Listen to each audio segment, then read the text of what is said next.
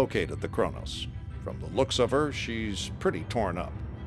20 years ago, Sega developed what would become a classic arcade coin-op shooter called Alien Syndrome.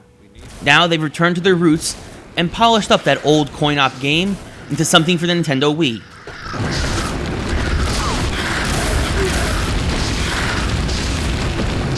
Hey everybody, Ray Carcillo here for Classic Game Room, and this new Alien Syndrome for the Wii is set 100 years after that arcade game. The Syndrome was defeated and humanity was spared in the first game, but stands ever vigilant now in case it should ever rear its ugly head again. So when a terraforming station doesn't make contact for 2 weeks with its host colony, the military is sent in to investigate.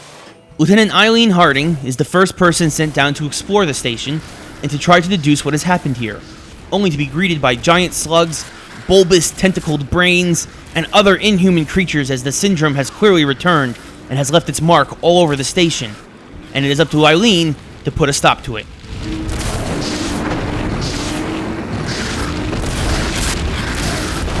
Alien Syndrome is a simple but fun ceiling view arcade shooter, with the gameplay being the strongest aspect by far.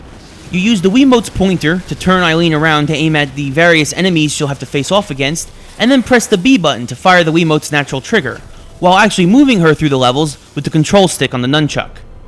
With health packs and shield energy packs at quick disposal with the control pad on the Wiimote, the game controls well as an arcade shooter.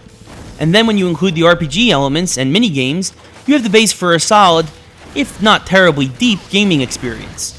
As Eileen is able to equip a huge variety of armor and weapons, the increasingly difficult enemies she faces on her way to the Queen will be no match for her.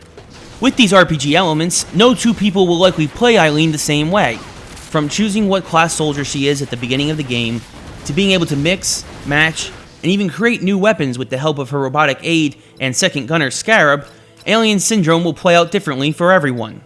The best part of that is with 4-player co-op available locally, as you and your friends can even directly compare your characters, if you'd like, as you move through the game's 40 levels. Of course, no online play and no collectibles really makes this feel like a one and done though, if you can't get your friends over to play for a bit. Along with this lack of replay value, the game's peripherals are also rather bland. The graphics are below average, even for an arcade shooter, although the cinema scenes are done in beautifully painted stills. The audio is also lackluster, as there is a minimal amount of voice acting, and the voices that are there are unconvincing. The radium gas from the engines has already flooded most of the ship.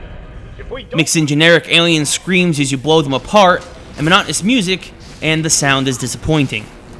Still, Alien Syndrome provides a solid arcade shooter experience, similar to games like Alien Breed, but with some nice RPG elements. And if that's your cup of tea, then I think this is really worth a rental, but definitely was never worth a purchase with its lack of polish and replay value.